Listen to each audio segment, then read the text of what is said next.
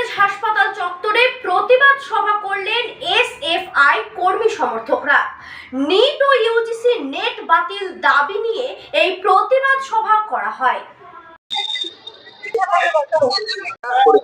আমি ডাক্তার অনুরণ পাল, আমি এসএফআই পশ্চিমবঙ্গ রাজ্য কমিটির সদস্য এবং সারা রাজ্যে মেডিকেল ছাত্র আন্দোলনের কেন বিক্ষোভ?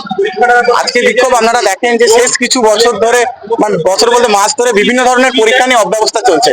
প্রথমে নিট ইউজি নিয়ে দুর্নীতির কথা সামনে এলো, সেটা নিয়ে মানে এনটিএ আমরা বলেছিলাম স্ক্র্যাপ এনটিএ। তারপরে নেট পরীক্ষা, সেটাও পরীক্ষা হওয়ার পরের দিন বাতিল হয়ে গেল। কালকে আপনারা জানেন আজকে সকালে নিট পিজি এক্সাম হওয়ার কথা ছিল, পরীক্ষা হওয়ার ঠিক 12 ঘন্টা আগে সেই পরীক্ষা হঠাৎ করে ক্যান্সেল করে দেওয়া হলো। আপনারা সবাই জানেন এই নিট পিজি হচ্ছে ডাক্তারিদের স্নাতকোত্তর পরীক্ষা, যারা জুনিয়র ডাক্তার হয়ে যায়, পাস করে যায়, তারা পরীক্ষা দিয়ে এমডিএমএস করে। তারা এই হসপিটালে ছুটি নিয়ে তারা পরীক্ষা দেওয়ার জন্য, কারো সিট পড়েছিল বর্ধমানে, আরো অনেকে পড়েছিল বাইরের রাজ্যে, তারা কেউ সেন্টারে পৌঁছে গিয়েছিল, কেউ রাস্তায় ছিল। সেই অবস্থায় তাদেরকে জানানো হয় যে তাদের অব্যবস্থার জন্য তারা পরীক্ষা নিতে পারছে না। এই জন্য সেই একটা বড় অংশের ছাত্রছাত্রী মানে বিভৎস রকম মানসিক সমস্যার মধ্যে পড়েছে। এবং তারা যেহেতু বিভিন্ন হসপিটালে স্বাস্থ্য পরিকাঠামোর সাথে যুক্ত, তারা একটা দিন ছুটি নিয়ে তারা পরীক্ষা দিতে গিয়েছিল, কিন্তু তারা পরীক্ষাটাও দিতে পারলো না। উপরন্তু এই হসপিটালের স্বাস্থ্য পরিষেবাগুলো এই দিনটার জন্য ব্যাহত হলো। তো এই বিরুদ্ধে আমরা প্রতিবাদ করছি। আমরা মনে করছি কেন্দ্রীয় সরকারের নিয়ন্ত্রণাধীন যতগুলো পরীক্ষা নিয়ামক সংস্থা আছে, কোনোটি দুর্নীতিমুক্ত নয় এবং কোনোটি যোগ্য নয় পরীক্ষা নেওয়ার ক্ষেত্রে।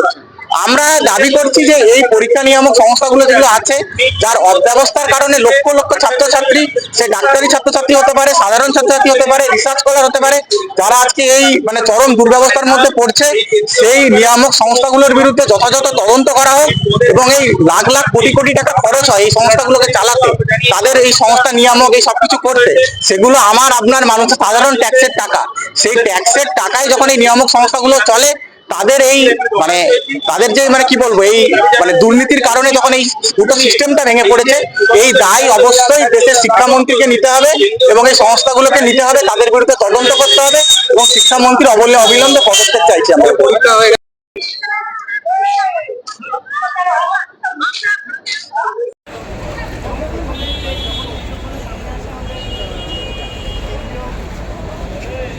সরকার তাদেরই সরকারের কিছু এজেন্সি বলে যে না দুর্নীতি হয়েছে এবং এই নিয়ে আমরা তদন্ত চালাচ্ছি।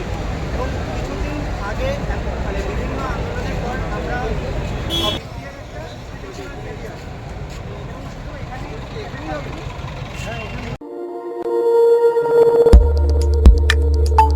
দেখতে থাকুন নিউজ প্রাইম টাইমস, আপনাদের সাথে, আপনাদের পাশে।